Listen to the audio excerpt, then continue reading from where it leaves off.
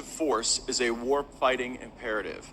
This is on a slide at the Air Force Academy. General Clark, do you agree with that statement? I do agree with that statement, sir. So, I mean, were the Mongols diverse? Well, sir, I'm not really as versed on Mongol warfighting as I am on U.S. warfighting. Were the Vikings diverse? Again, sir, I'm looking at our country, the most diverse country in the world. Sure, but this is about a war-fighting imperative. How about the force in Ukraine? Are the Ukrainians fighting the Russians a diverse force? Sir, once again, my concern is the people that I'm charged to build into leaders. Right, but you would acknowledge that throughout history, including present history, that statement hasn't borne true in every example, right? Sir, what I would say is that those countries have to rely on the full force of their population to build a war-fighting force to win our wars, and that's why it's important for us to be diverse, because our nation... So let's look at the population that actually makes up the fighting force frequently. Now, we have more men than women, right? 70-30-ish? That's right. Correct. And of the men we have, most of them are not transgender men. Most of them are cisgender men, right? Yes, sir.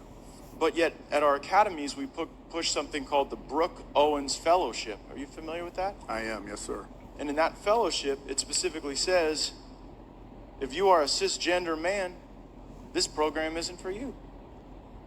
So you just said that your answer on why we do this full hug of these diversity concepts is because it's all about the fighting force that we draw from, but you're literally pushing a program in the academies that says if you're a cisgender woman, a transgender woman, a non-binary, agender, bigender, two-spirit, demigender. What's demigender?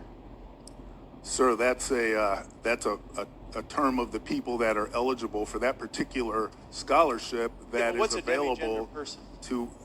It's a person who looks at their gender in a different way than I do, sir. Well, sure, that's all of these people. You're a cisgender man. You don't even get to apply. Well, do you know what demigender really means? I'm not really sure, sir. Right. So, do you know what agender means? All one word, not a space gender, but agender. Sir, I don't. Right. So here we are, pushing a fellowship, calling for people that you don't even know what the words mean, and the number one group of people, the cisgender men, are excluded. Now, in the name of diversity, equity, and inclusion, should we be pushing programs that we can't define that exclude the largest group of service members? Well, sir, first, that program is not an Air Force Academy program. It's a program open to our entire country. Right, so but you guys advocate for it within the academy. We allow our cadets to apply for it. Why are you allowing your cadets to apply for a program when you cannot define the basic terms of eligibility? Because it's an opportunity for us to develop them as warfighters, and we look for every opportunity that we can. But you don't even know what the words mean. How can you use this as a way to develop the warfighters if you don't know what it means? Well, some of those terms may not be applicable to us at the Air Force Academy, but some are. But if you don't know what they mean, it's hard to tell if they're applicable or not. So I think one of the reasons why some of this stuff has gotten into the academies is because we don't have the same oversight from the Board of Visitors. And, Mr. Chairman, I seek unanimous consent to enter into the record an article from the Washington Examiner entitled, "To Push Woke Ideology, Biden Illegally Gutted Military Academy Oversight Boards." And so in this piece, it goes through a timeline where on September 8th, 2021, all of President Trump's appointees were fired. On September 17th, Secretary Austin created Board of Visitors subcommittees, and then he populated those subcommittees with people who weren't on the Board of Visitors. Have you ever seen that happen before? Sir, our Board of Visitors is populated and supports us in great fashion. Right. So. What about the subcommittee? Are there people on the Board of Visitors subcommittees who are not on the Board of Visitors? I can't answer that, sir. Seems like something we ought to know. Yes, sir. I'm not sure. Right, but that would be odd, right? I mean, let me ask the question this way.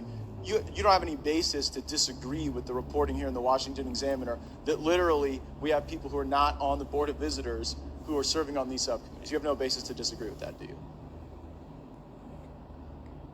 Sir, I'm not exactly sure the question you're asking. So I'll have to take that for record so I can understand what you're Look forward to exactly what future you're rounds, I asking. hope. Thank you, Mr. Representative Escobar.